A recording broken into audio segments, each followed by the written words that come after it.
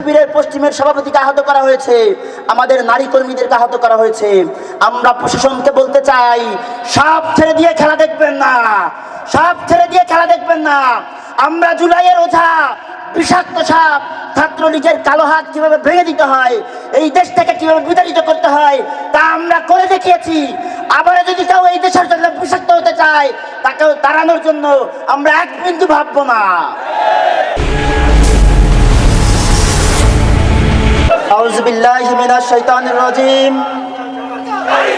বিসমিল্লাহির রহমানির রহিম। আলহামদুলিল্লাহি রাব্বিল আলামিন। ওয়াল আকিবাতু লিল মুত্তাকিন। ওয়াসসালাতু ওয়াসসালামু আলা সাইয়্যিদিল আমবিয়া ওয়াল মুরসালিন ওয়া আলা আলিহি ওয়া আসহাবিহি আজমাইন। উপস্থিত আজকের প্রোগ্রামের সম্মানিত সভাপতি, মঞ্চে উপবিষ্ট আজকের প্রোগ্রামের বিভিন্ন মেহমান, বাংলাদেশ জামাত ইসলামী কর্তৃক মনোনীত এবং 10 দল সমর্থিত আগামী বাগেরহাট 2-এর জাতীয় সংসদ নির্বাচন পদপ্রার্থী, বাগেরহাট 2-এর আমজনতার প্রিয়পাত্র মঞ্জুরুল হক রাহাত ভাই এবং অন্যান্য মেহমানবৃন্দ, আজকের প্রোগ্রামের গজালিয়ার আপামার জনসাধারণ, সকলের প্রতি আন্তরিক সালাম। আসসালামু আলাইকুম ওয়া রাহমাতুল্লাহ। আপনাদের সামনে খুব বেশি কথা বলতে চাই না, আমরা আমাদের প্রার্থী রাহাত ভাইয়ের কাছ থেকে কথা শুনব। সম্মানিত ভাই এবং মুরব্বিয়ে কেরাম, আপনারা জানেন জুলাই বিপ্লবের পরে আমাদের একটা স্বপ্ন ছিল যে ইতিপূর্বে যে গোলামি, যে দাসত্ব, যে নৈরাচার, যে স্বৈরাচার এই বাংলাদেশে আমরা দেখেছি, জুলাই বিপ্লবের মাধ্যমে সেই স্বৈরাচার মনে হয় বাংলাদেশ থেকে মুক্ত হলো, কিন্তু আমরা তার বাস্তব প্রতিফলন দেখতে পারি নাই। আমরা দেখেছি জুলাই বিপ্লবের পরে আবারও নতুন চাঁদাবাজ সম্প্রদায়ের জন্ম হয়েছে। আমরা দেখেছি জুলাই বিপ্লবের পরে আবারও নতুন মামলাবাদ সম্প্রদায়ের জন্ম হয়েছে।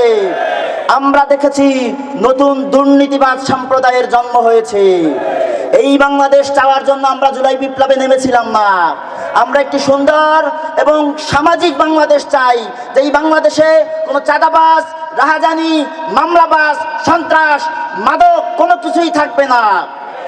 আগামীর সেই বাংলাদেশ যদি গড়তে চাই, তাহলে বাংলাদেশ জামাত ইসলাম মনোনীত এবং 10 দল সমর্থিত রাহাত ভাইকে নির্বাচিত করে আমরা সেই সংসদ গঠন করব ইনশাআল্লাহ।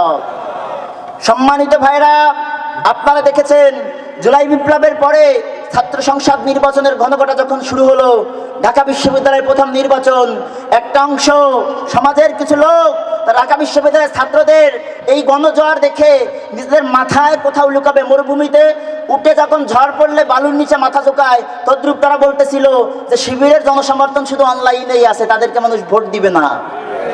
কিছু পত্রিকা জরিপ করেছিল সাদিক কায়েম 9% ভোট পাবে, 3% ভোট পাবে, শিবির এখানে তৃতীয় হইতে পারবে না, চতুর্থ হইতে পারবে না। বাংলাদেশের ছাত্র সমাজ জবাব দিয়েছে, ইসলামী ছাত্র শিবির হচ্ছে আগামী দিনের দেশ পরিচালনার দায়িত্ব নেওয়ার জন্য যোগ্য। সর্বশেষ তাদের দলীয় প্রধান আসার পরে তারা বলেছিল দেশনেত্রী দেশে এসেছে, সময় পাল্টে গিয়েছে, ছাত্র সমাজ পাল্টে যাবে, জগন্নাথ বিশ্ববিদ্যালয় নির্বাচনে তারা বড় ধরনের পরিবর্তন দেখতে পাবে। জগন্নাথ বিশ্ববিদ্যালয় নির্বাচনে ছাত্র সমাজ দেখেছে ছাত্র শিবিরই এই সমাজ পরিচালনার জন্য উত্তম যোগ্য। তদ্রূপ ভাবে আজকে আমরা দেখতে পাই এত কিছু দেখার পরেও মুখ লোকানোর জন্য তারা বলছে শুধু ছাত্র সংসদ নির্বাচনে তাদের ভূমিকা আছে, তাই তারা নির্বাচিত হয়েছে, সমাজের মানুষ জামাতকে ভোট দিবে না। তারা এই বলে নিজেদের ব্যর্থতাকে কি করতে চায়, ঢেকে রাখতে চায়। আমরা বলি আপনারা আপনাদের ব্যর্থতা ঢেকে রাখুন, এইটা আমাদের সমস্যা নাই, তাতে আমাদের কোনো সমস্যা নাই। কিন্তু এই বাগেরহাটে এসে, এই গজালি এসে শুনতে পেলাম আমাদের নারী কর্মীদেরকে, আমাদের পুলিং এজেন্টদেরকে একটা দলের নেতারা বাড়িতে বাড়িতে গিয়ে তাদেরকে পুলিং এজেন্ট কেন থাকতে চাই শুধু হুমকি দিচ্ছেন। আমরা সাবধানতার সুরে বলতে চাই, আপনারা সাবধান হয়ে যান, আপনারা সাবধান হয়ে যান। আমাদের নমনীয়তাকে দুর্বলতা ভেবে আপনারা ভুল করবেন না। মনে রাখবেন, আমাদের নমনীয়তা কখনো দুর্বলতা নয়। ভুল করে সিংহের লেজ দিয়ে কান খোঁচাতে আসবেন না। মনে রাখবেন, এই সিংহরা যদি হুঙ্কার তোলে পালাবার পথ আপনারা পাবেন না।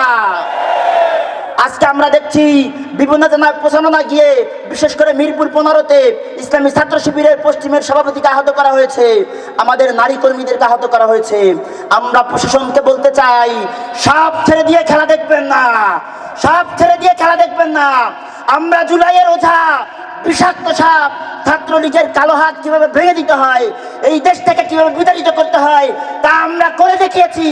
আবার যদি কেউ এই দেশের জন্য বিষাক্ত হতে চায়, তাকেও তাড়ানোর জন্য আমরা এক বিন্দু ভাববো না। আগামীর নির্বাচন হবে এই দেশ থেকে ইসলামী ফোবিয়া দূর করার নির্বাচন। আগামী নির্বাচন হচ্ছে এই দেশের স্বাধীনতা সার্বভৌমত্ব রক্ষা, তথাপি দেশ থেকে সকল ধরনের আধিপত্যবাদ দূর করার নির্বাচন। আগামীর নির্বাচন হচ্ছে দেশকে চাঁদাবাজ মুক্ত করার নির্বাচন। আগামীর নির্বাচন হচ্ছে দেশকে দুর্নীতি মুক্ত করার নির্বাচন। আগামীর নির্বাচন হচ্ছে জুলাই বিপ্লব এবং জুলাই বিপ্লবের শহীদদের মর্যাদা রক্ষার নির্বাচন। আপনাদের প্রতি উদাত্ত আহ্বান থাকবে, আপনারা সকলে বাংলাদেশ জামাত ইসলামী এবং 10 দল সমর্থিত প্রার্থীদেরকে ভোট দিয়ে জামাত ইসলাম এবং এই 10 দলকে মনোনীত করে আগামী দেশ পরিচালনার দায়িত্ব দিবেন।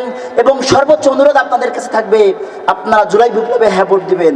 যেই জুলাই বিপ্লবের মাধ্যমে এই বাংলাদেশের মানুষ আধিপত্যবাদ থেকে মুক্ত পেয়েছে, যে জুলাই বিপ্লবের মাধ্যমে এই বাংলাদেশের মানুষ তাদের কথা বলার অধিকার ফিরে পেয়েছে, সেই জুলাই বিপ্লবে আমরা যদি হ্যাঁ ভোট দিতে না পারি, তাহলে জুলাই বিপ্লবীদের প্রতি আমাদের প্রতারণা করা হবে, তাদের রক্তের সাথে বেঈমানি করা হবে।